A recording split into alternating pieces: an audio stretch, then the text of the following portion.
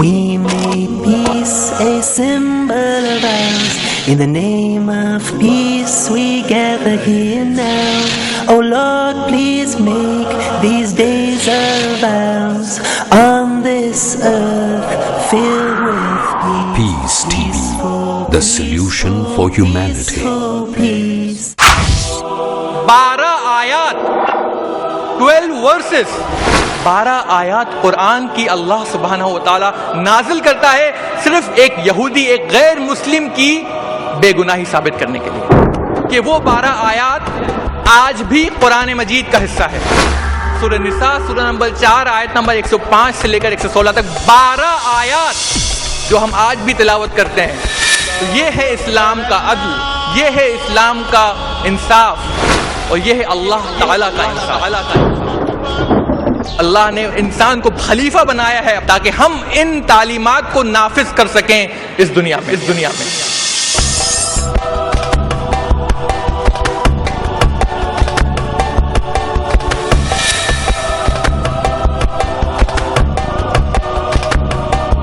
حضرات، اب آپ کے سامنے ایک نہایت فاضل اور اہم مقرر جناب محمد اطہر خان تشریف لا رہے ہیں۔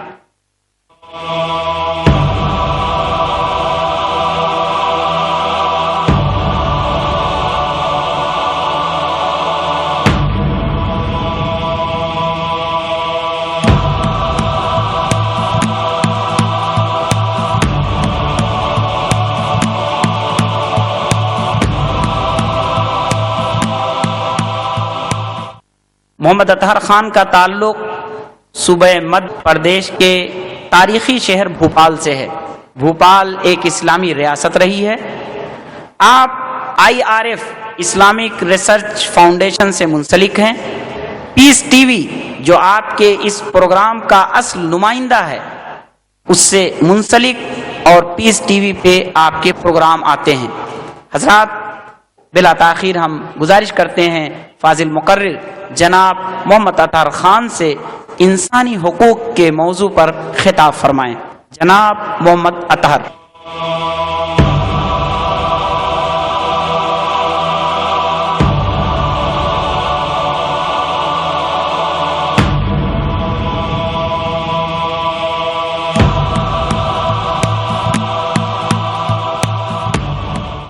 الحمدللہ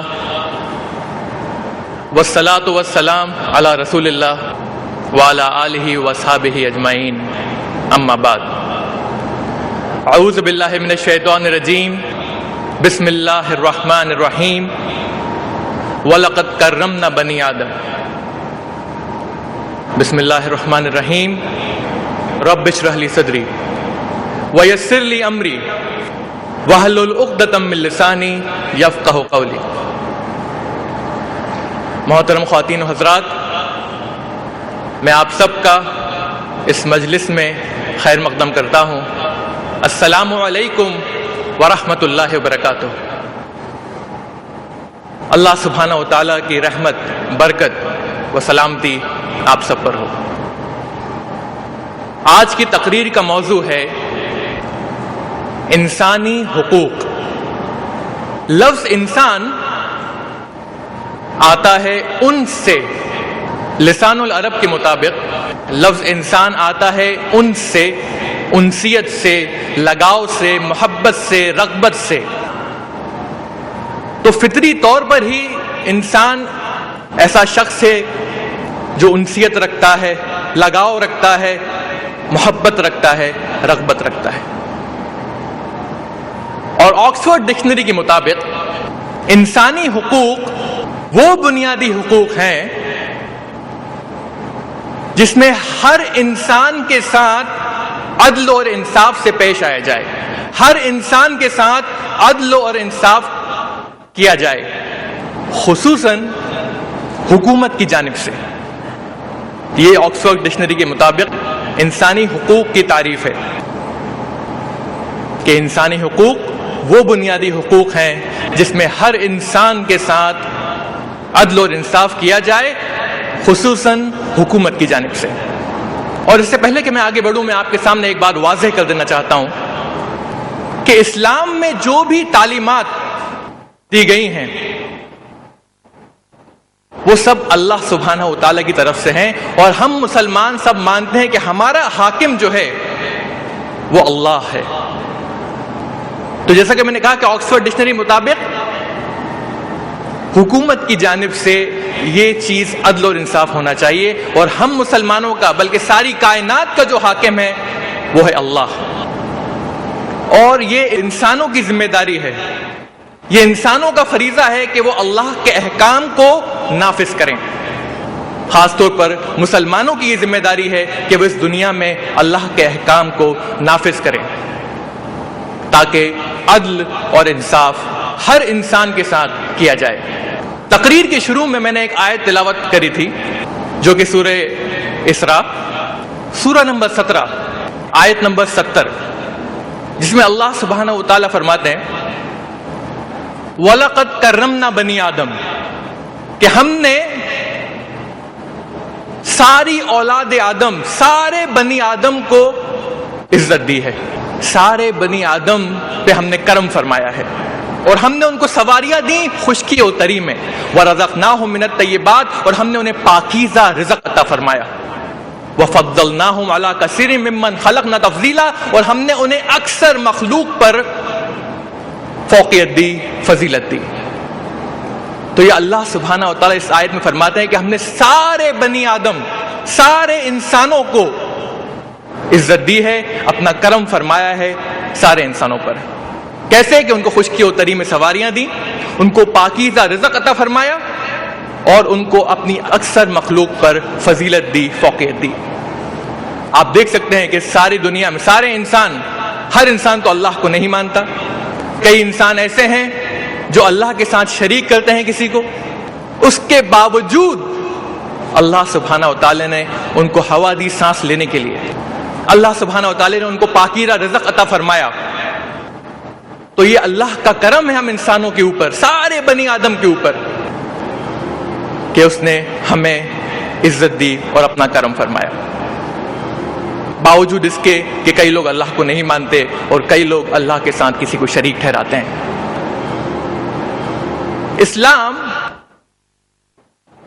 تمام انسانوں کی مساوات کو تسلیم کرتا ہے بلا امتیاز۔ اللہ تعالیٰ فرماتے ہیں سورہ حجرات سورہ نمبر 49 آیت نمبر 13 میں، یا ایھا الناس، یہاں اللہ تعالیٰ خطاب کر رہا ہے سارے انسانوں سے، تمام انسانوں سے اللہ تعالیٰ یہاں پر خطاب کر رہا ہے، یا ایھا الناس انا خلقناکم من ذکر و انثی، کہ ہم نے تمہیں ایک مرد اور ایک عورت کے جوڑے سے پیدا کیا، یعنی تمام انسان آپس میں بھائی بھائی ہیں۔ وَجَعَلْنَاكُمْ شُعُوبًا وَقَبَائِلَ لِتَعَارَفُوا، اور ہم نے تم کو شعبوں اور قبیلوں میں تقسیم کیا، اور یہ صرف تعارف کے لیے ہے۔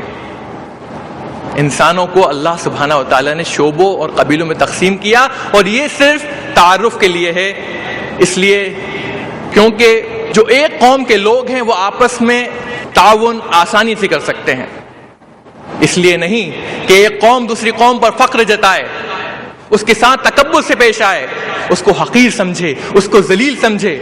اس غرض سے اللہ تعالیٰ نے انسانوں کو شعبوں اور قبیلوں میں تقسیم نہیں کیا ہے، اور اصول یہ ہے کہ ان اکرمکم عند اللہ اتقاکم ان اللہ علیم خبیر، کہ تم میں سب سے زیادہ عزت والا، تم سارے انسانوں میں سب سے زیادہ اللہ کے نزدیک جو عزت رکھتا ہے وہ شخص ہے جو سب سے زیادہ تقوی والا ہے، جو سب سے زیادہ اللہ سے ڈرنے والا ہے، جو سب سے زیادہ اللہ کے احکام کی پابندی کرنے والا ہے۔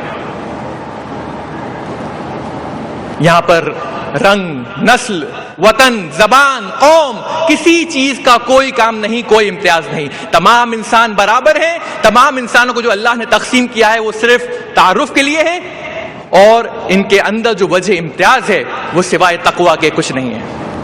نسب کی کوئی فضیلت نہیں ہے، کاروبار کی کوئی فضیلت نہیں ہے، پیشے کی کوئی فضیلت نہیں ہے، دولت کی کوئی فضیلت نہیں ہے، کسی چیز کا کوئی کام نہیں ہے سوائے تقوی کے، سوائے اللہ سے ڈرنے کے سوائے اللہ کے احکام کی پابندی کرنے ہیں۔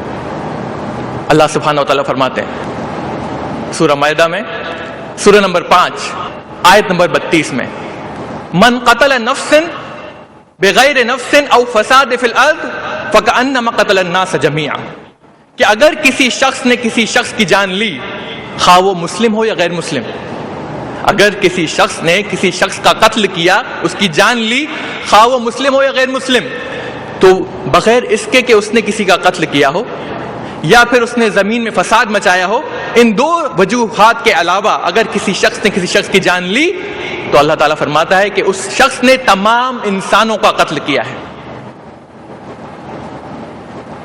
اور آگے اللہ تعالیٰ فرماتا ہے کہ اگر کسی شخص نے کسی شخص کی جان بچائی، چاہے وہ مسلم ہو یا غیر مسلم، تو گویا کہ اس نے سارے انسانوں کی، تمام انسانوں کی جان بچائی۔ تو انسانی جان کی جو قیمت ہے یہاں پر ہمیں ملتی ہے اس قرآن کی آیت میں، کہ انسان کا قتل کرنا کتنی بری بات ہے۔ گویا کہ آپ نے سارے انسانوں کا قتل کیا، اور اگر آپ نے کسی انسان کی جان بچائی، چاہے وہ مسلم ہو یا غیر مسلم، تو آپ نے تمام انسانوں کی جان بچائی ہے۔ اور نبی کریم صلی اللہ علیہ وسلم کی حدیث سے صحیح بخاری جلد نمبر 9 حدیث نمبر 6871 میں، جہاں پر الکبائر، جو بھی میجر سنس ہیں، جو بھی کبیرہ گناہ ہیں، ان کا ذکر کیا ہے نبی کریم صلی اللہ علیہ وسلم نے۔ سب سے پہلے شرک، سب سے عظیم ترین جو گناہ ہے، جو سن ہے، جو کبیرہ گناہ ہے، وہ ہے شرک، اللہ کے ساتھ کسی کو شریک کرنا۔ اور اس کے بعد نبی کریم صلی اللہ علیہ وسلم نے ذکر کیا کسی انسان کا ناحق قتل کرنا۔ تو کسی انسان کا ناحق قتل کرنا، یہ شرک کے بعد نبی کریم صلی اللہ علیہ وسلم نے اس کا ذکر کیا کبیرہ گناہ میں۔ صحیح مسلم جلد نمبر 4 حدیث نمبر 6332،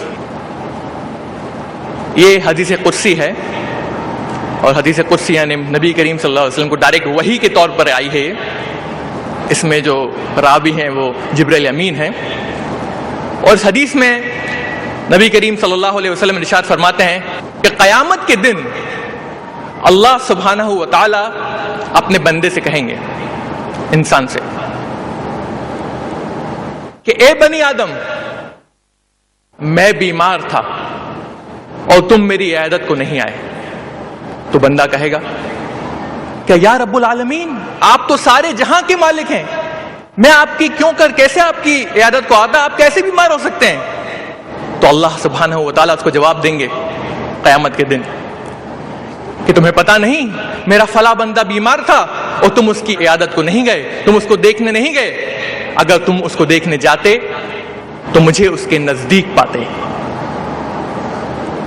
اللہ سبحانہ و تعالیٰ آگے کہتے ہیں اسی حدیث میں کہ اے بنی آدم، میں بھوکا تھا، تم نے مجھے کھانا نہیں کھلایا۔ تو بندہ کہے گا یا رب العالمین، آپ تو سارے جہاں کے مالک ہیں، میں آپ کو کیسے کھانا کھلاتا، آپ کو کیسے بھوک لگ سکتی ہے؟ تو اللہ سبحانہ و تعالیٰ جواب دیں گے کہ تمہیں یاد نہیں میرا فلاں بندہ بھوکا تھا، اس نے تم سے کھانا مانگا اور تم نے اس کو کھانا نہیں دیا، اگر تم اسے کھانا دیتے تو آج اس کا بدلہ، اس کا ثواب میرے پاس پاتے۔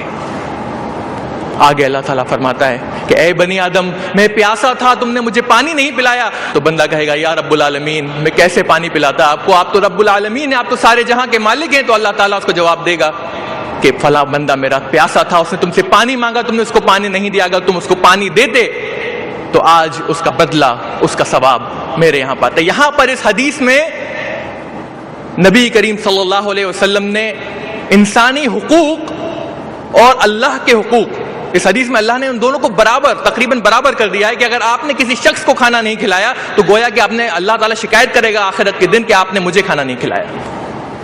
اگر آپ نے کسی شخص کو پانی نہیں پلایا، وہ پیاسا ہے، تو اللہ تعالیٰ آپ سے شکایت کرے گا آخرت کے دن، قیامت کے دن، کہ تم نے مجھے پانی نہیں پلایا۔ اس طرح سے صحیح ابن حبان جلد نمبر 4 حدیث نمبر 5764، کچھ صحابہ کرام نبی کریم صلی اللہ علیہ وسلم کے پاس آتے ہیں اور دو عورتوں کا حال پیش کرتے ہیں، اور وہ کہتے ہیں کہ یا رسول اللہ، ایک عورت ہے وہ صرف 5 وقت کی نماز نہیں پڑھتی بلکہ نفلی نماز بھی پڑھتی ہے، نمازیں بھی پڑھتی ہے.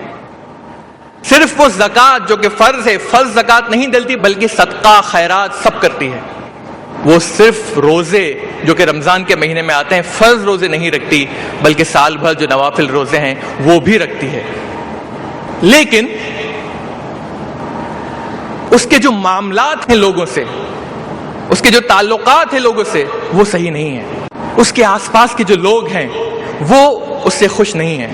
وہ اکثر لوگوں کو برا بھلا کہتی ہے، اکثر لوگوں کو گالیاں دیتی ہے اور لوگ اسے بالکل پسند نہیں کرتے. تو آپ کو پتا ہے نبی کریم صلی اللہ علیہ وسلم نے کیا جواب دیا؟ آپ نے جواب دیا ہی فی النار، یہ عورت جہنمی ہے. پھر صحابہ کرام نے آگے کہا، دریافت فرمایا کہ یا رسول اللہ ایک اور عورت ہے، وہ اتنی تو نمازیں نہیں پڑھتی جتنی یہ عورت پڑھتی ہے، یعنی وہ اپنی صرف فرض نمازیں ادا کرتی ہے. وہ اتنا تو صدقہ اور خیرات نہیں کرتی لیکن صرف زکوٰۃ دیتی ہے جو فرض ہے اس کے اوپر، اور وہ اتنے تو روزے نہیں رکھتی جتنی وہ عورت رکھتی ہے، لیکن جو فرض روزے ہیں اس کے اوپر وہ رکھتی ہے. لیکن اس کے جو معاملات ہیں لوگوں سے وہ بہت اچھے ہیں، اس کے تعلقات جو ہیں لوگوں سے وہ بہت اچھے ہیں. وہ کبھی کسی کو برا بھلا نہیں کہتی، کبھی کسی کو گالیاں نہیں دیتی، بلکہ ہمیشہ لوگوں کے کام آتی ہے. اور آس پاس کے جو اس کے لوگ ہیں وہ اسے بہت پسند کرتے ہیں، اس سے بہت محبت کرتے ہیں. تو آپ جانتے ہیں نبی کریم صلی اللہ علیہ وسلم نے اس کو کیا جواب دیا؟ انہوں نے جواب دیا یا فی الجنہ، کہ یہ عورت جنتی ہے. ساری جو عبادات ہیں، نماز، روزہ، زکوٰۃ، حج، سب بیکار ہو گئے. کس لیے؟ کیونکہ یہ عبادات آپ کے کردار پر اثر نہیں کر رہی. یہ جو عبادات ہیں یہ آپ کے کردار پر کچھ اثر نہیں کر رہے، اس وجہ سے یہ ساری چیزیں جو ہیں وہ بیکار ہو گئی. ساری عبادات، نماز، روزہ، زکوٰۃ، حج، سب بیکار ہو گئی صرف اس وجہ سے کہ وہ آپ کے کیریکٹر پر، آپ کے کردار پر اس کا کچھ اثر نہیں ہو رہا. اور اسی طرح دوسری عورت، وہ اتنے تو نہیں رکھتی روزے، اور نفلی جو روزے تھے اور نمازیں تھیں اور زکوٰۃ، صدقہ، لیکن جتنا وہ کرتی تھی جو فرض تھا اس کا اثر اس کے کردار پر ہو رہا تھا، اس کے کیریکٹر پر ہو رہا تھا. ایک کہاوت ہے کہ آپ جس چیز پر ایمان رکھتے ہیں اگر اس کا اثر آپ پر نہ ہو رہا ہو تو آپ جس پر ایمان رکھتے ہیں وہ کسی اہمیت کی چیز نہیں ہے، اس کی کوئی وقت نہیں ہے. اگر آپ کسی چیز پر ایمان رکھتے ہیں، کسی چیز کو مانتے ہیں اور اس کا آپ کے بیہیویئر پر، آپ کے برتاؤ پر، آپ کے کردار پر اثر نہیں ہو رہا ہے تو آپ جس چیز کو مانتے ہیں اس کی کوئی وقت نہیں ہے. اسی طرح کی ایک حدیث ہمیں صحیح مسلم میں ملتی ہے، جلد نمبر 4، حدیث نمبر 6251، جس میں نبی کریم صلی اللہ علیہ وسلم صحابہ کرام سے پوچھتے ہیں کہ تمہیں پتا ہے مفلس کون ہے؟ نبی کریم صلی اللہ علیہ وسلم پوچھ رہے ہیں صحابہ کرام سے کہ مفلس کون ہے؟ تو صحابہ کرام جواب دیتے ہیں یا رسول اللہ، مفلس تو وہ شخص ہے جس کے پاس نہ درہم ہے، نہ دینار ہے، نہ دولت ہے، نہ پیسہ ہے، نہ روپیہ ہے.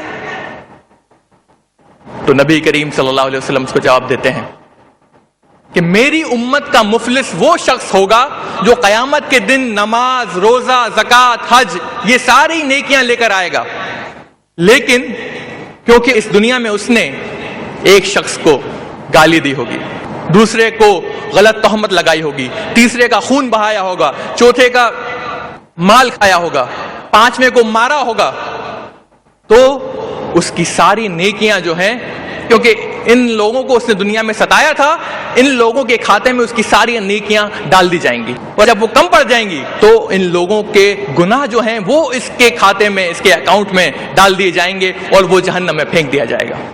تو یہ عبادات جو ہم کر رہے ہیں اگر ان کا اثر ہمارے کردار پر نہ ہو رہا ہو تو یقین مانیے ہمیں کچھ دیر سوچنے کی ضرورت ہے کہ کیوں ان عبادات کا اثر، کیونکہ یہ سارے جو عبادات اللہ نے ہم پر فرض کری ہیں، نماز، روزہ، زکوٰۃ، یہ ہم کو ایک اچھا انسان بناتی ہیں.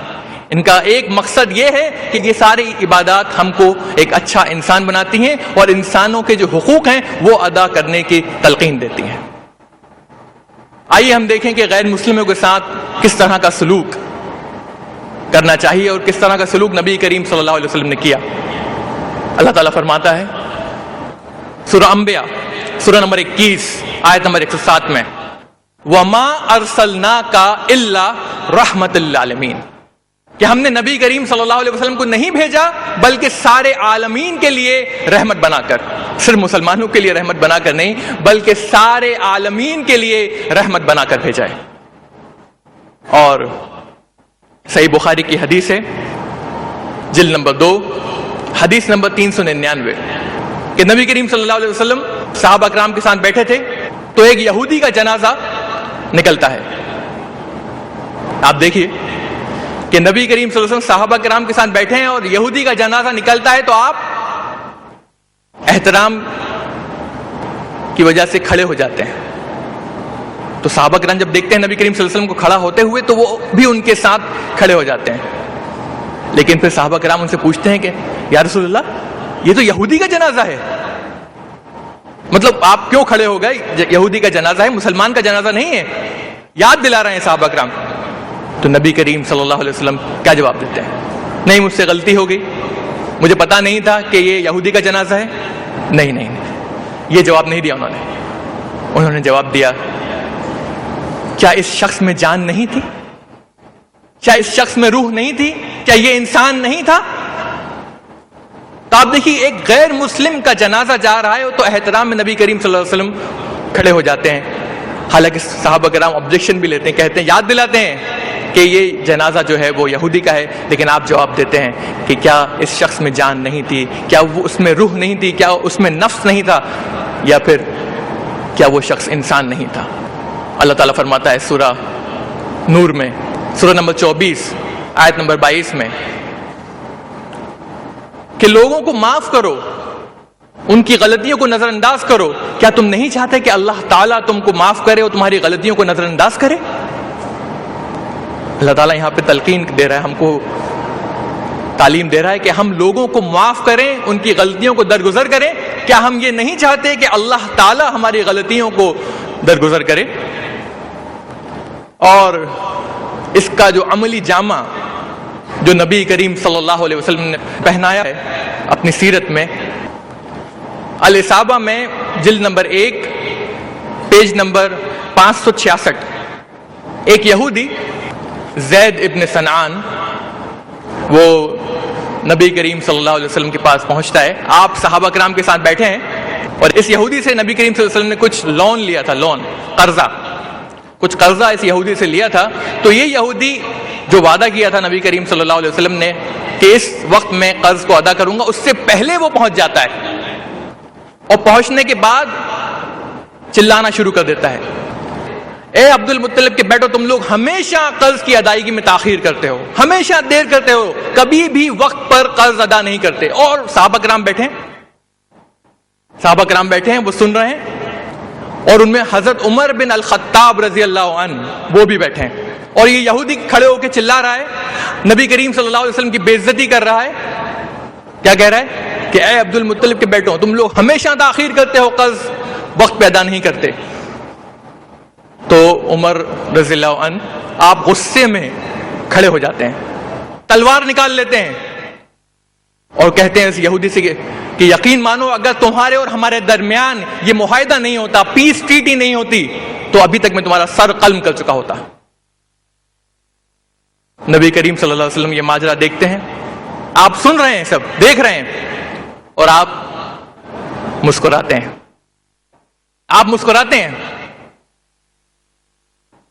اور حضرت عمر رضی اللہ عنہ کو حکم دیتے ہیں کہ عمر رضی اللہ عنہ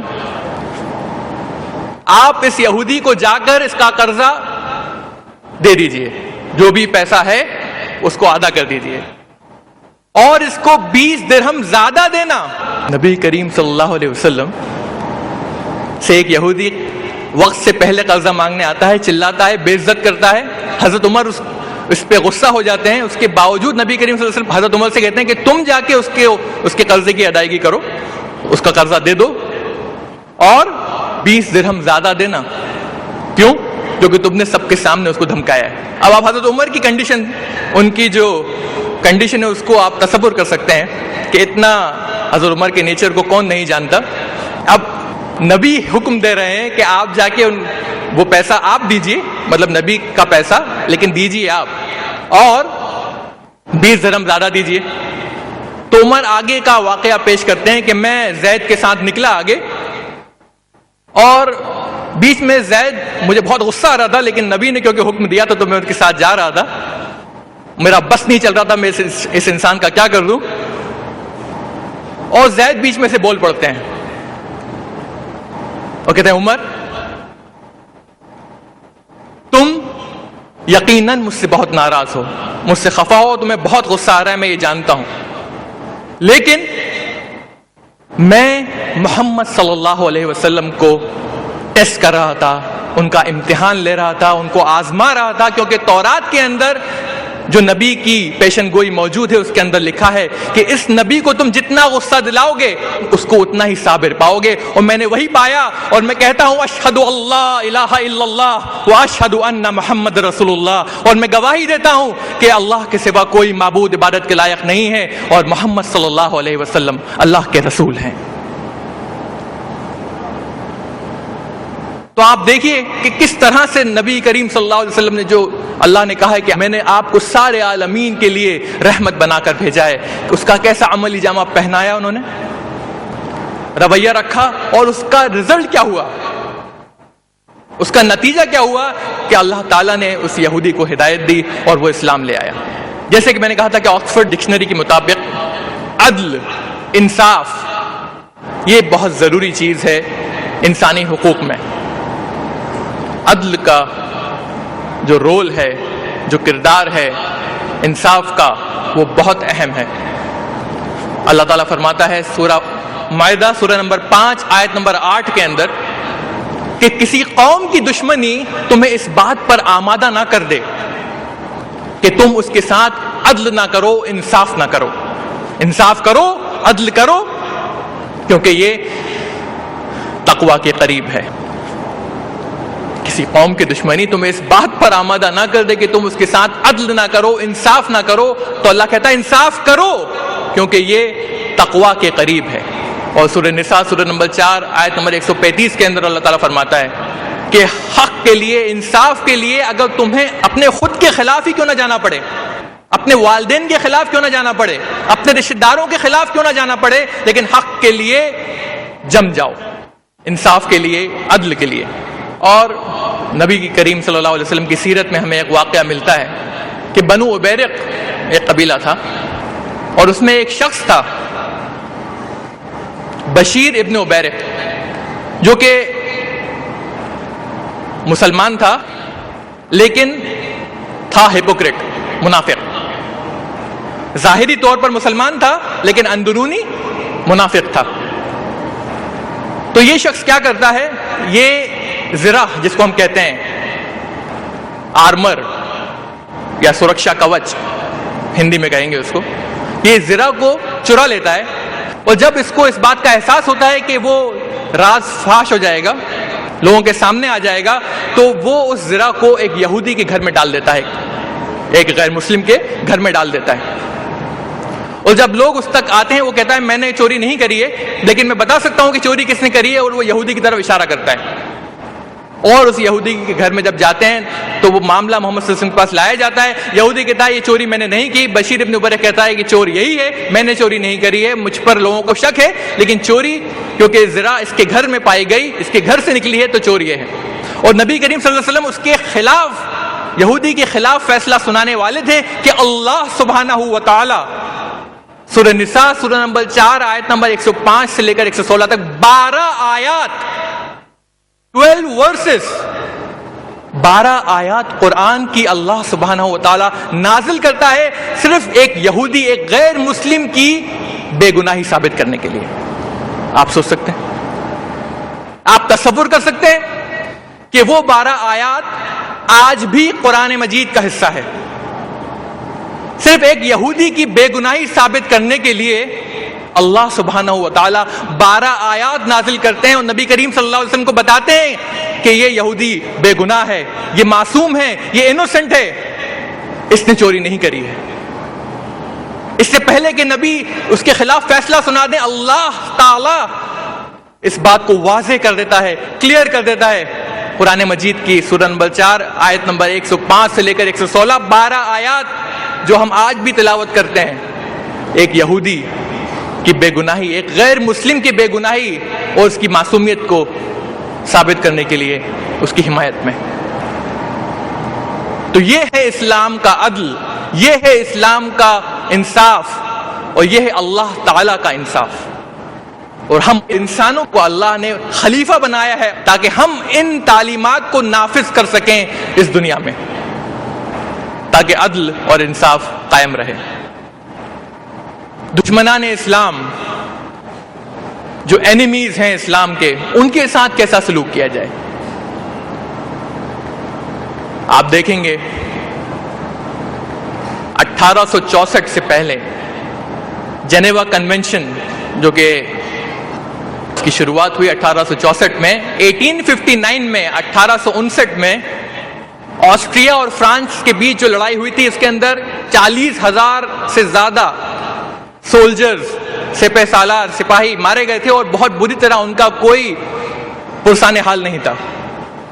تو 1864 کے اندر یہ کچھ رولز اینڈ ریگولیشنز، قاعدے، قوانین جو تیار کیے گئے کہ بھائی کہ جنگ میں بھی کچھ رولز اور ریگولیشنز ہونا چاہیے، کچھ قاعدے اور قوانین ہونا چاہیے۔ اسلام نے جنگ کے میدان میں قاعدے اور قوانین 1400 سال پہلے نبی کریم صلی اللہ علیہ وسلم کے ذریعے بھیج دیے۔ اور پھر ورلڈ وار 1 میں ہم دیکھیں گے، اس کے بعد بھی جنیوا کنونشن بار بار اس میں ریویژنز ہوئے، اور اس کے باوجود اس کو فالو نہیں کیا گیا۔ یونائٹڈ نیشنز کا آپ دیکھ سکتے ہیں حال کیا حال ہے۔ ورلڈ وار 1 میں 20 ملین سے زیادہ لوگ مارے گئے، کوئی پوچھنے والا نہیں ان کو۔ ورلڈ وار 2 میں 70 ملین سے زیادہ لوگ مارے گئے۔ تو جنگ کے جو رولز اینڈ ریگولیشن سے اس سے دنیا لا آشنا تھی۔ 1864 سے پہلے جنیوا کنونشن میں کچھ رولز اینڈ ریگولیشنز لائے گئے، لیکن اس کو عمل کتنا کیا گیا یہ آپ بھی جانتے ہیں اور میں بھی جانتا ہوں۔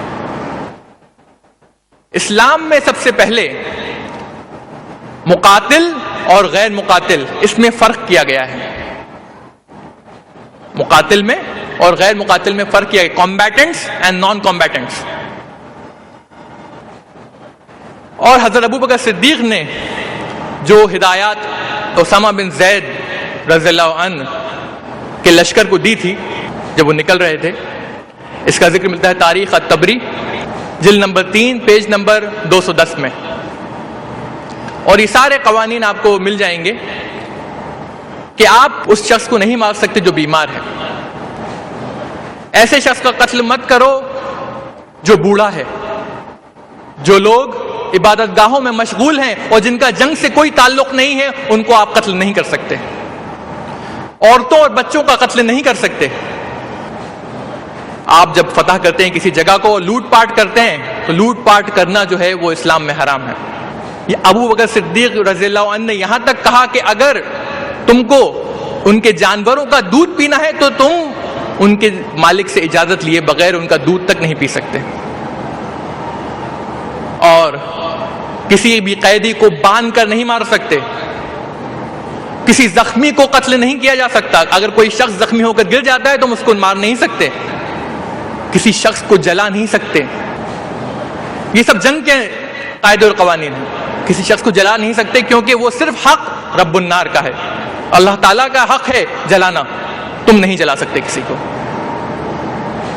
اور آگے اسلام کہتا ہے کہ لاشوں کا موسلا نہ بنایا جائے۔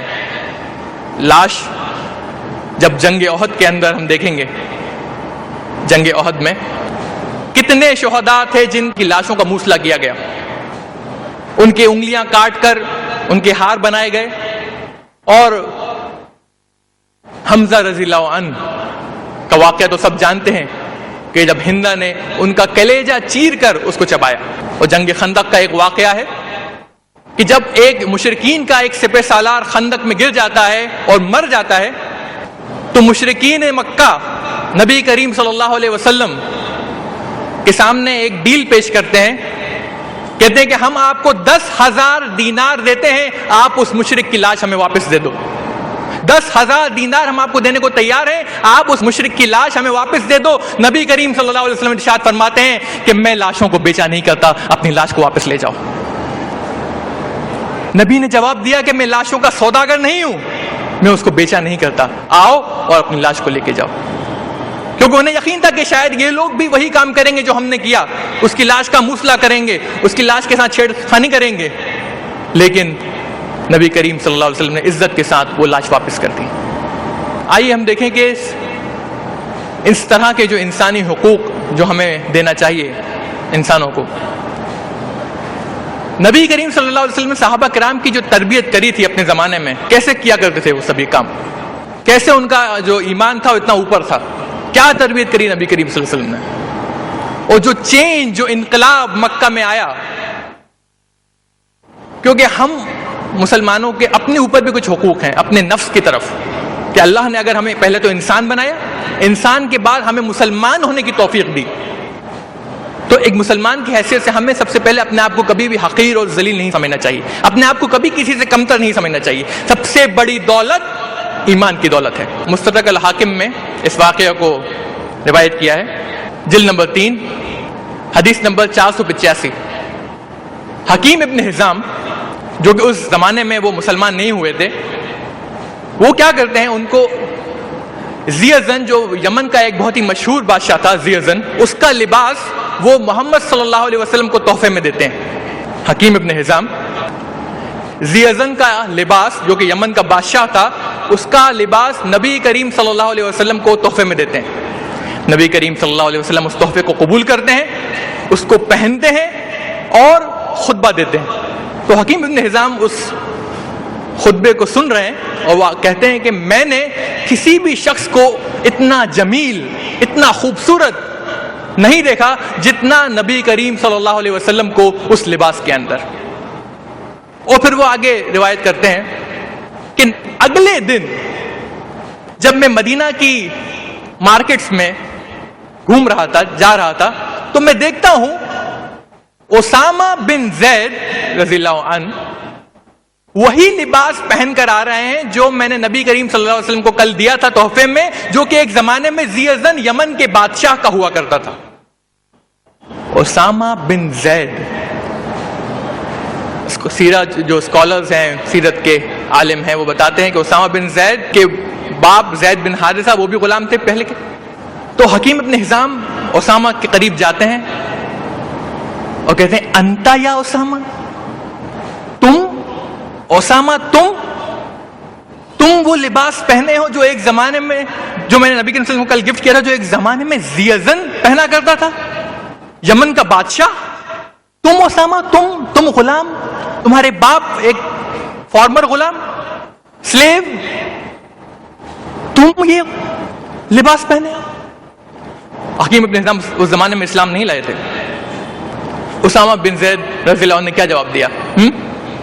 نہیں، مجھ سے غلطی ہو گئی، مجھے نہیں پہننا چاہیے تھا، نبی کریم صلی اللہ علیہ وسلم نے مجھے دے دیا اس لیے میں نے پہن لیا، آئندہ نہیں پہنوں گا۔ کیا جواب دیا اسامہ نے؟ اسامہ بن زید نے سیدھا ان کی طرف دیکھا اور کہا واللہ انا خیر من زیزن، قسم خدا کی میں اس زیزن سے بہتر ہوں، اور میرے والد اس کے والد سے بہتر تھے، اور میری ماں اس کی ماں سے بہتر تھی، کیونکہ میں اور میری آل نے کہا لا الہ الا اللہ، مگر زیزن اور اس کی ماں نے، اس کی آل نے نہیں کہا لا الہ الا اللہ۔ یہ ایمان کی دولت کہ ایک سلیو کو اسلام نے وہ حق دیا کہ وہ اپنے آپ کو ایکسپریس کر سکے، اپنے آپ کو بتا سکے کہ اس کی ویلیو کیا ہے، کیونکہ دنیا جو سمجھتی ہے وہ اس کی ویلیو نہیں ہے، بلکہ جو اللہ کی نظر میں جو اس کی ویلیو ہے وہ زیادہ اہمیت رکھتی ہے۔ تو عرب کے لوگوں کو یہی تو قبول نہیں تھا، وہ مانتے تھے، کئی لوگ یہ مانتے تھے کہ نبی کریم صلی اللہ علیہ وسلم جھوٹ نہیں بولتے، صادق الامین کہتے تھے، لیکن وہ یہ ماننے کو تیار نہیں تھے کہ جو ہمارے سلیو ہیں وہ ہمارے سردار بن جائیں یا ہمارے ساتھ کندھے سے کندھا ملا کے چل سکے۔ سوشل ایکویلٹی جس کو ہم کہتے ہیں، وہ اس بات کے لیے قطعی راضی نہیں تھے۔ تو اسلام نے یہ انقلاب جو برپا کیا عرب کے اندر کہ ہر انسان کو برابر کر دیا، اور جیسے کہ میں نے کہا کہ اللہ کے نزدیک سب سے بڑھ کر، سب سے اوپر وہ شخص ہے جو سب سے زیادہ تقوی والا ہے۔ نہ کہ آپ سلیو ہیں، کوئی بھی، آپ بلیک ہیں، گورے ہیں، چائنیز ہیں، امریکن ہیں، کوئی بھی ہیں، اللہ کا یہ معیار نہیں ہے ٹیسٹ کرنے کا۔ اب یہ سیلف امیج، اب اپنے آپ کے بارے میں ایسا سوچنا جیسا کہ اسامہ بن زید سوچتے تھے، جیسا کہ اور مسلمان صحابہ کرام اپنے بارے میں سوچتے تھے، یہ ہم مسلمان کیسے لائیں؟ یہ دو جگہ سے آ سکتے ہیں۔ پہلی، تعلق باللہ، اللہ سے جو تعلق ہے آپ کا اس سے، اور جو انسانیت کے لیے آپ کر سکتے ہیں اور آپ نے کیا ہے اس سے۔ تو پہلی چیز اللہ سے تعلق، اور اس میں سب سے پہلے آئے گا جو آیت میں نے شروع میں تلاوت فرمائی، وَلَقَدْ كَرَّمْنَا بَنِي آدم، کہ بنی آدم کو اللہ نے عزت دی ہے۔ تو یہ عزت ہمیں کہاں سے ملی؟ یہ اللہ کی طرف سے ملی ہے ہمیں، کہ اللہ نے ہمیں انسان بنایا اور پھر مسلمان بنایا، ایمان کی دولت سے نوازا۔ تو یہ سب سے پہلے یہاں سے ملے گی ہمیں۔ دوسری چیز، صحیح بخاری کی جلد نمبر 5 حدیث نمبر 3809 میں نبی کریم صلی اللہ علیہ وسلم آتے ہیں ابی ابن کعب کے پاس رضی اللہ عنہ، وہ کہتے ہیں یا ابی، اللہ تعالیٰ نے مجھے حکم دیا ہے کہ میں تم کو سورہ بینہ پڑھ کر سناؤں۔ ابی ابن کعب پوچھتے ہیں یا رسول اللہ، اللہ نے میرا نام لیا؟ آپ کیا کہہ رہے ہیں؟ اللہ نے میرا نام لیا کہ ابی ابن کعب کو سورہ بینہ پڑھ کر سنائے؟ تو نبی کریم صلی اللہ علیہ وسلم کہتے ہیں ہاں، اور ابی ابن کعب خوشی کے مارے رونے لگتے ہیں، ان کی آنکھوں میں سے آنسو آنے لگتے ہیں کہ اللہ تعالیٰ نے کہا کہ ابی ابن کعب کو جا کر سورہ بینہ سناؤ، کہ اللہ نے میرا نام لیا اور کہا کہ مجھے سورہ بینہ پڑھ کر سناؤ، آپ سے کہا؟ تو نبی کریم صلی اللہ علیہ وسلم کہتے ہیں ہاں۔ تو نبی کریم صلی اللہ علیہ وسلم کہتے ہیں کہ ابی رو پڑے بری طرح، آنکھوں میں سے ان کے آنسو نکل آئے اور وہ اپنے آپ جذبات کو اس پہ قابو نہ کر پائے۔ آپ سوچ سکتے ہیں، تصور کر سکتے ہیں کہ آپ کسی کمپنی میں کام کر رہے ہیں اور 1000 اس کے امپلائیز ہیں، اور آپ کا جو باس ہے وہ آپ کو ایک پرسنل ای میل کر دے، تو آپ کو کیسا لگے گا؟ 1000 لوگوں میں سے ایک پرسنل ای میل آپ کو آ جاتا ہے، آپ کیسا محسوس کریں گے؟ اس دنیا میں کتنے لوگ ہیں؟ 6 بلین سے زیادہ، اور اللہ تعالیٰ اگر آپ کا نام لے، اللہ تعالیٰ اگر جو آپ کا خالق ہے، جو آپ کو بنانے والا ہے، وہ آپ کا ذکر کرے یا آپ کا نام لے، تو آپ کیسا محسوس کریں گے؟ آپ کیا سوچ رہے ہیں یہ کوئی مشکل کام ہے؟ یہ کوئی مشکل کام ہے؟ یقین مانیے یہ مشکل کام نہیں ہے۔ اللہ تعالیٰ فرماتا ہے صحیح بخاری کی جلد نمبر 9 حدیث نمبر 7405 میں، کیا فرماتا ہے اللہ تعالیٰ؟ اللہ کہتا ہے، حدیث قدسی ہے یہ بھی، کہ جب میرا بندہ کسی مجلس میں میرا ذکر کرتا ہے تو اللہ سبحانہ و تعالیٰ اس کا ذکر اس سے بہتر مجلس میں کرتا ہے۔ آپ سوچ سکتے ہیں، آپ تصور کر سکتے ہیں، یہاں پر ہم اللہ کا ذکر کر رہے ہیں، اللہ تعالیٰ اس سے بہتر مجلس میں اس بندے کا ذکر کرے گا جو اس کا ذکر کرے گا۔ تو یہ کتنا آسان ہے کہ ہم یہاں سے ہمیں وہ عزت ملے گی، یہاں سے وہ ہمیں مرتبہ، ہم اپنے بارے میں، اپنے نفس کے بارے میں جو ہماری سوچ ہے، جو ہماری فیلنگز ہیں، وہ اس طرح سے یہاں سے آئیں گی وہ۔ اور اللہ تعالیٰ فرماتا ہے صحیح بخاری جلد نمبر 4 حدیث نمبر 3209 کہ جب اللہ تعالیٰ کسی بندے سے محبت کرتا ہے، جب اللہ تعالیٰ کسی بندے سے محبت کرتا ہے تو وہ جبرائیل امین کو بلاتا ہے، وہ جبرائیل امین سے کہتا ہے کہ یا جبریل، اے جبریل، میں اس بندے سے محبت کرتا ہوں اور میں چاہتا ہوں کہ تم بھی اس بندے سے محبت کرو۔ اور جبرائیل اس بندے سے محبت کرنے لگتے ہیں اور وہ جاتے ہیں اور سارے فرشتوں میں اعلان کرتے ہیں کہ اللہ تعالیٰ اس بندے سے محبت کرتا ہے اور میں چاہتا ہوں کہ تم سب اس بندے سے محبت کرو۔ اور سارے جو فرشتے ہیں جنت میں وہ سب محبت کرنے لگتے ہیں، اور پھر دنیا کے لوگ بھی جو اچھے لوگ ہیں یہ شخص ان کے لیے مقبول ہو جاتا ہے۔ آپ تجھے اللہ جب محبت کرتا ہے تو کیسا لگتا ہے؟ اللہ تعالیٰ کسی بندے سے محبت کر رہا ہے، پھر وہ جبرائیل امین سے کہہ رہا ہے کہ ان کو حکم دے رہا ہے کہ تم بھی اس سے محبت کرو، اور پھر جبرائیل امین اعلان کر رہے ہیں سارے فرشتوں میں کہ اللہ تعالیٰ اس بندے سے محبت کرتا ہے اور تم بھی اس سے محبت کرو۔ تو ہمیں کرنا کیا ہے؟ ہمیں اللہ کے احکام کی پابندی کرنا ہے، ہمیں انسانوں کو وہ حقوق دینا ہے جو ان کے لیے، جو ان کو دینا چاہیے، جو اللہ نے قرآن میں دیا ہے، نبی کریم صلی اللہ علیہ وسلم نے حدیث میں دیا ہے۔ تو انسانی حقوق جو سبجیکٹ ہے بہت لمبا ہے، اس پہ ہم کتنی بھی گفتگو کر سکتے ہیں، لیکن وقت کی قلت ہونے کی وجہ سے ہمیں اس بات کو یہیں ختم کرنا پڑے گا۔ اور ہمیں انسانوں کو وہ سارے حقوق دینا پڑیں گے جو اس قرآن میں اللہ تعالیٰ نے دیے ہیں اور نبی کریم صلی اللہ علیہ وسلم نے حدیث میں دیے ہیں. اور یہ مسلمان کا فرض ہے ایک خلیفہ ہونے کے ناطے کہ وہ ان سارے حقوق کو نافذ کرے اس دنیا میں. اور ہمارا یہ فرض بنتا ہے کہ جہاں پر بھی عدل اور انصاف نہ ہو رہا ہو ہم اس کے خلاف آواز اٹھائیں. جہاں ہماری حکومت ہے وہاں حکومت کے ذریعے، جہاں حکومت نہیں ہے تو وہاں حکومت کے خلاف آواز اٹھا کر. میں اپنی بات کو ختم کروں گا ایک کوٹیشن سے R.L. میلما، جو کہ ایک اینتھروپولوجسٹ، ایک بہت بڑے مورخ اور ایک بہت بڑے لیکھک رائٹر بھی تھے. انہوں نے جب اسلام کا مطالعہ کیا تو انہوں نے انگریزی میں ایک کوٹیشن دیا اور اس کے بارے میں کہا، انہوں نے کہا کہ the doctrine of brotherhood of Islam extends to all human beings no matter what color, caste you belong. Islam is the only religion which has realized this doctrine into practice. R.L. میلما نے کہا کہ اسلام کا جو عقیدہ ہے بھائی چارے کا وہ یقیناً سارے انسانوں کی طرف ہے. یہ بھائی چارے کا جو عقیدہ ہے اسلام کا وہ سارے انسانوں کے لیے، صرف مسلمانوں کے لیے نہیں بھائی چارہ، بلکہ سارے انسانوں کے لیے، چاہے تم کسی بھی نسل سے ہو، کوئی بھی رنگ ہو تمہارا، اس سے کوئی مطلب نہیں ہے.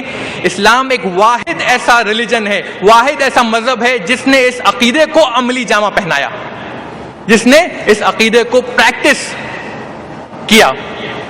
تو یہ ایک غیر مسلم کی شہادت ہے کہ اسلام ایک واحد ایسا مذہب ہے جس نے اس عقیدے کو عملی جامہ پہنایا، جس نے اس عقیدے کو پریکٹس کیا. میں اسی بات سے اپنی بات کو ختم کرتا ہوں. وآخر دعوانا ان الحمد للہ رب العالمین. شکریہ، جزاکم اللہ. آپ نے سنا حضرات کسی شاعر نے کہا ہے، آساں اسے مت سمجھو پھرتا ہے فلک برسوں، تب خاک کے ذرے سے انسان ابھرتا ہے. انسان کی بڑی قدر و قیمت ہے اور انسانی حقوق کی پاسداری اور اس کی ادائیگی یہ ہمارا مذہبی فریضہ ہے. حضرات آپ نے سنا جناب محمد اطہر خان صاحب کو. اب آئیے آپ کے سوالات اور جناب اطہر صاحب کے جوابات ہوں گے. سید محفوظ علی صاحب کا ایک سوال ہے. وہ کہتے ہیں کہ جب ایک موقع ایسا آتا ہے کہ 10 یا 20 غیر مسلم حضرات ایک پروگرام میں پوجا کرتے ہیں اور پھر پرساد بانٹتے ہیں، تو کیا ہمیں وہ پرساد کھانا چاہیے؟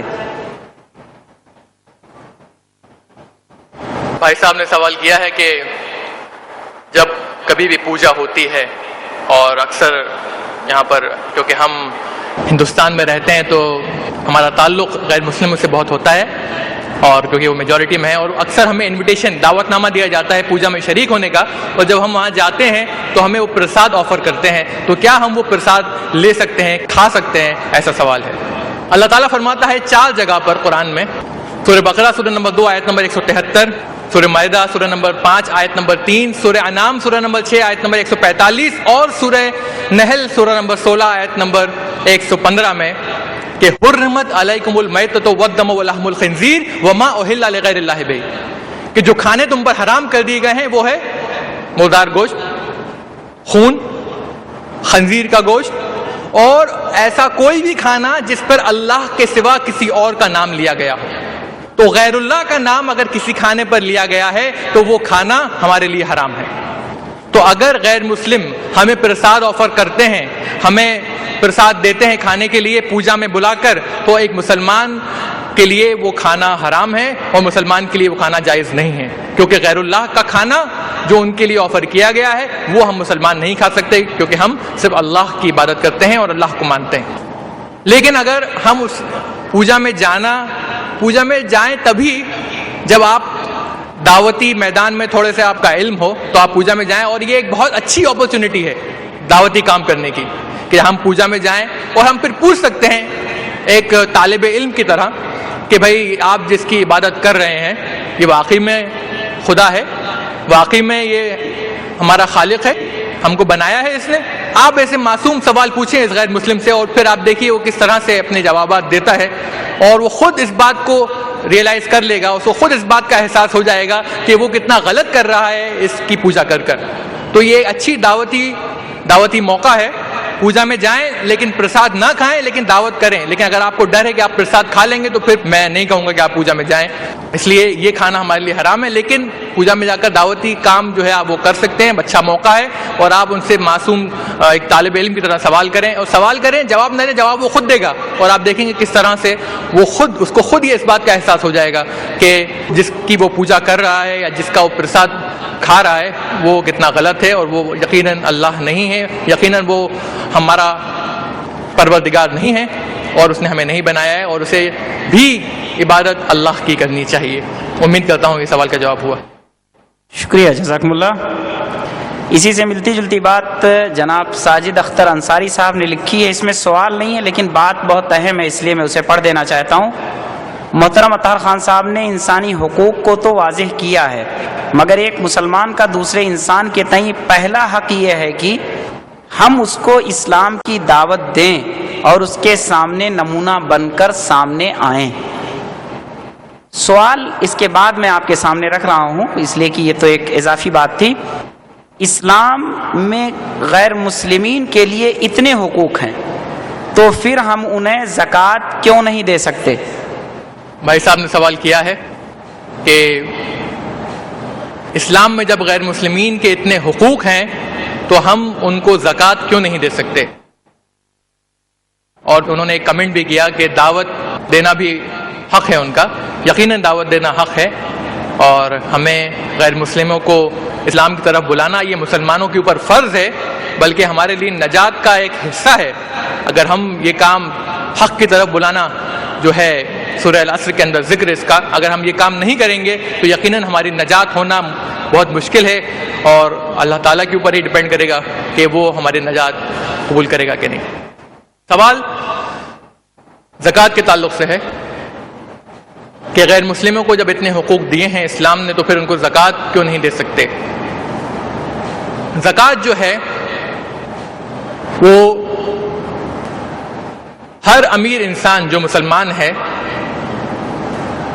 اپنی سیونگ جو اس کی بچت ہے اس کا 2.5%, اس بچت کا 2.5% وہ ہر سال, ہر لونر ایئر, ہر قمری سال وہ زکوٰۃ میں دیتا ہے.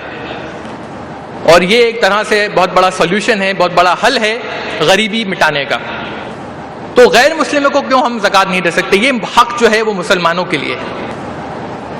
لیکن سورہ توبہ میں سورہ نمبر 9 آیت نمبر 60 کے اندر جو 8 کیٹیگریز بتائی گئی ہیں زکوٰۃ جو لوگ ریسیو کر سکتے ہیں, جو لے سکتے ہیں, ان میں ایک کیٹیگری ہے مؤلفۃ القلوب, وہ لوگ جن کے دل اسلام کی طرف راغب ہیں. تو وہ ان میں نو مسلم بھی آئیں گے جو ریورٹ ہوتے ہیں, ان میں وہ جو لوگ جو کافی راغب ہیں اسلام کی طرف, اسلام کے قریب ہیں بالکل, تو وہ لوگ بھی آ جائیں گے. لیکن عمومی طور پر زکوٰۃ جو ہے وہ غیر مسلموں کو نہیں دی جائے گی. ان کو آپ صدقہ کر سکتے ہیں, خیرات کر سکتے ہیں, یہ چیزیں جائز ہیں کرنا, لیکن زکوٰۃ مسلمانوں کا حق ہے, اور ان غیر مسلموں کو دی جا سکتی ہے جن کے ہارٹ, جن کے دل اسلام کی طرف راغب ہیں, اور جو اسلام کے قریب ہیں, اور جو ریورٹس ہیں, نئے نئے ریورٹس جو ہوتے ہیں, ان کو بھی دی جا سکتی ہے. لیکن عمومی طور پر زکوٰۃ غیر مسلموں کو نہیں دی جاتی, اور آپ ان کے لیے صدقہ کر سکتے ہیں, خیرات کر سکتے ہیں, لیکن دشمنان اسلام کو آپ صدقہ اور خیرات نہ کریں. جو اسلام کے دشمن ہیں ان کو آپ کنٹریبیوشن نہ دیں, ان کو کنٹریبیوٹ نہ کریں. لیکن جو لوگ اسلام کے قریب آنا چاہتے ہیں, اسلام کی طرف ان کی اچھی تھنکنگ ہے, ان کے لیے جو اسلام کے مفاد کے لیے کام کر رہے ہیں, مسلمانوں کے مفاد کے لیے کام کر رہے ہیں, ان کو آپ صدقہ یا خیرات کر سکتے ہیں. اور غیر مسلمین کو زکوٰۃ عمومی طور پر نہیں دی جا سکتی, صدقہ اور خیرات کیا جا سکتا ہے. امید کرتا ہوں اس سوال کا جواب ہوا. شکریہ, جزاکم اللہ. محمد جاوید محمد خواجہ شیخ نے ایک سوال کیا ہے. ہندوستان میں غیر مسلم زیادہ ہیں اور وہ خوشحال ہیں, مسلم قلت میں ہیں اور اسلامیات پر عمل کرتے ہیں, پھر بھی پریشان ہیں. یہ اکثر غیر مسلموں کی غلط فہمی ہے, برائے کرم دور کریں, ایسا کیوں ہے؟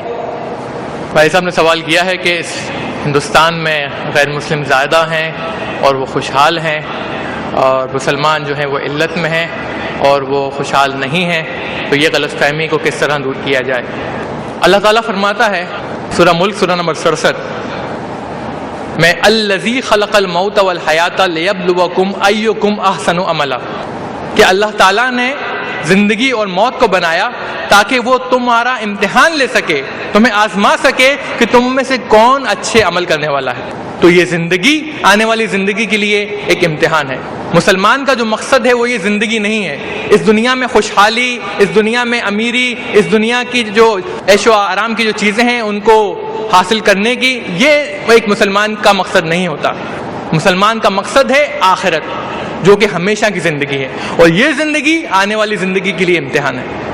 میں یہ نہیں کہہ رہا ہوں کہ ہمیں عیش و آرام سے نہیں رہنا چاہیے، لیکن ہمارا جو مقصد ہے وہ آخرت ہے۔ ہم آخرت کا سمجھوتا نہیں کر سکتے اس دنیا کے لیے، لیکن جو غیر مسلم ہوتا ہے اس کے لیے یہ دنیا ہی سب کچھ ہے۔ آنے والی دنیا میں کیا ہونے والا ہے اس کو پتہ بھی نہیں ہے، کیا ہوگا اس کو احساس ہی نہیں ہے۔ وہ سمجھتا ہے یہی الٹیمیٹ ہے، یہی سب کچھ ہے، اور وہ اس دنیا کے لیے، اس میں خوشحالی حاصل کرنے کے لیے بہت کڑی محنت کرتا ہے۔ تو ہو سکتا ہے وہ اس دنیا میں کچھ خوش ہو جائے اور حاصل بھی کر لے، لیکن آخرت میں وہ خسارے میں ہوگا۔ جو صحیح خوشحالی ہے وہ ذکر کر دی گئی ہے قرآن کے اندر، سورہ العصر، سورہ نمبر 103 آیت نمبر 1 سے 3 میں اللہ تعالیٰ فرماتا ہے والعصر، زمانے کی قسم، ان الانسان لفی خسر، کہ در حقیقت انسان جو ہے وہ خسارے میں ہے، گھاٹے میں ہے، نقصان میں ہے، الا الذین آمنوا، سوائے ان کے جو ایمان لائے، وعملوا الصالحات، اور جنہوں نے نیک عمل کیے، وتواصوا بالحق وتواصوا بالصبر، جنہوں نے لوگوں کو حق کی طرف بلایا اور صبر کی تلقین کری۔ یہ 4 چیزیں اگر آپ کے اندر موجود ہیں تو آپ کی نجات ممکن ہے۔ ایمان، صالح عمل، وتواصوا بالحق، حق کی طرف بلانا، اور صبر کی تلقین کرنا۔ اگر ان میں سے ایک بھی مسنگ ہے تو آپ کی نجات اس سورہ کے حساب سے ممکن ہے یا نہیں وہ اللہ کے اوپر ہے، آپ آخرت میں نقصان اٹھانے والوں میں سے رہیں گے۔ تو مسلمان کے لیے پہلے ایمان، نیک عمل، یہ چیزیں زیادہ اہمیت رکھتی ہیں۔ لوگوں کو حق کی طرف بلانا اور صبر کی تلقین کرنا، یہ چیزیں زیادہ اہمیت رکھتی ہیں بنسبت اس کے کہ ہم اس دنیا کے لیے محنت کریں، اس دنیا کو اپنا مقصد بنا لیں۔ یہ ایک مسلمان کے لیے نہیں، بلکہ اس کا مقصد صرف آخرت ہے۔ اس ہندوستان کے اندر ہم دیکھیں گے کہ جو غیر مسلم خوشحال ہیں، ایسا نہیں ہے۔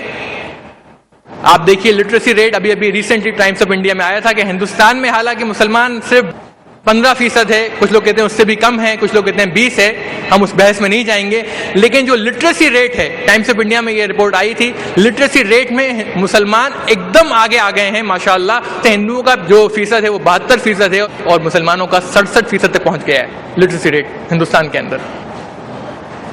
تو خوشحالی جو ان کے سٹینڈرڈ ہیں خوشحالی کے، ان سٹینڈرڈز پہ تو ہم اتر نہیں سکتے، لیکن اللہ کے جو خوشحالی کے سٹینڈرڈز ہیں، یقیناً مسلمان عالمی طور پر اگر ہم دیکھیں گے، صرف ہندوستان ہی نہیں بلکہ عالمی طور پر بھی کافی آگے ہیں، کافی وسائل اللہ نے ان کو دیے ہیں، ایجوکیشن میں بھی آگے ہیں، سائنسی چیزوں میں بھی آگے ہیں، لیکن کیونکہ اکثر مسلمان جو ہے وہ اس قرآن سے آج کل دور ہو گئے ہیں، اس قرآن سے انہوں نے دوری اختیار کر لی ہے، نبی کریم صلی اللہ علیہ وسلم کی سیرت سے دوری اختیار کر لی ہے۔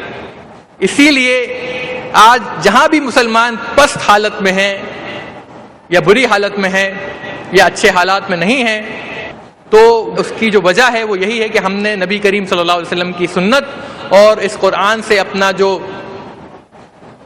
تعلق ہے وہ ہمارا کمزور ہو گیا ہے، یہ وجہ ہے اس کی۔ اور جب ہم اس تعلق کو بڑھائیں گے، جیسا کہ ہم 8 سے لے کے 12ویں صدی جو یوروپین جس کو کہتے ہیں ڈارک ایجز، وہ ڈارک ایجز ان کے لیے تھی، وہ ان کے لیے ڈارک ایجز تھی، مسلمانوں کے لیے نہیں تھی۔ مسلمان اس زمانے میں بہت آگے تھا، چاہے وہ سائنسی میدان ہو، فلسفی میدان ہو، میتھس کا میدان ہو، اس زمانے میں مسلمان چوٹی پر تھا۔ کیوں؟ کیونکہ وہ قرآن اور حدیث کے اور سنت کے قریب تھا۔ آج مسلمان اگر پیچھے ہے تو اس کی وجہ یہی ہے کہ ہمارا تعلق قرآن سے اور سنت سے کم ہو گیا ہے اور کمزور ہو گیا ہے۔ لیکن پھر بھی عمومی طور پر ہم دیکھیں گے تو مسلمان، کیونکہ وہ مسلمان دور ہو گیا ہے، مسلمان قرآن اور حدیث سے دور ہو گیا ہے، دنیا کے لیے محنت کرنے لگا ہے، تو عمومی طور پر آپ کو دیکھیں گے مسلمان بھی کافی آگے ہے پیسے میں، جو سٹینڈرڈ غیر مسلم کے ہیں، پیسے میں، عہدے میں، رتبے میں، معاشرے کے اندر۔ تو کیونکہ وہ ان سب چیزوں سے دور ہو گیا، اس نے اپنی دنیا کو مقصد بنا لیا ہے، تو یہ اس کی وجہ ہے۔ لیکن اللہ تعالیٰ فرماتا ہے سورہ بقرہ سورہ نمبر 2 آیت نمبر 201 میں، ربنا آتنا فی الدنیا حسنۃ وفی الآخرۃ حسنۃ وقنا عذاب النار، اے میرے رب ہمیں خیر دے اس دنیا میں بھی اور آخرت میں بھی، اور ہمیں جہنم کی آگ سے بچا۔ تو اس دنیا میں بھی ہمیں خیر چاہیے، آخرت میں بھی خیر چاہیے۔ مسلمان کا مقصد یہ ہونا چاہیے دنیا میں بھی خیر، آخرت میں بھی خیر، لیکن دنیا کے خیر کے لیے ہم آخرت کے خیر کو ہم نکال نہیں سکتے، یا آخرت کے خیر کو ہم نہیں چھوڑ سکتے۔ تو مسلمان عمومی طور پر تو کافی آگے ہیں، لیکن کیونکہ قرآن اور حدیث سے دور ہو گئے ہیں، اس لیے یہ بھی ایک وجہ ہے پستی ہونے کی، لیکن مسلمان الحمدللہ عمومی طور پر کافی آگے ہیں، اور یہ ایک غلط فہمی ہے جو لوگوں کے درمیان ہے۔ امید کرتا ہوں اس سوال کا جواب ہوا۔ شکریہ، جزاکم اللہ۔ ہم ہمارے مقرر کا آپ سب کی جانب سے شکریہ ادا کرتے ہیں اور دعا کرتے ہیں کہ اللہ تبارک تعالیٰ ان کی صحت میں، ان کی صلاحیت میں برکت نصیب فرمائے۔ انہوں نے انسانی حقوق کے تعلق سے بہت اچھی معلومات آپ کو فراہم کی ہیں۔ جزاہم اللہ احسن الجزاء، والسلام علیکم ورحمۃ اللہ وبرکاتہ۔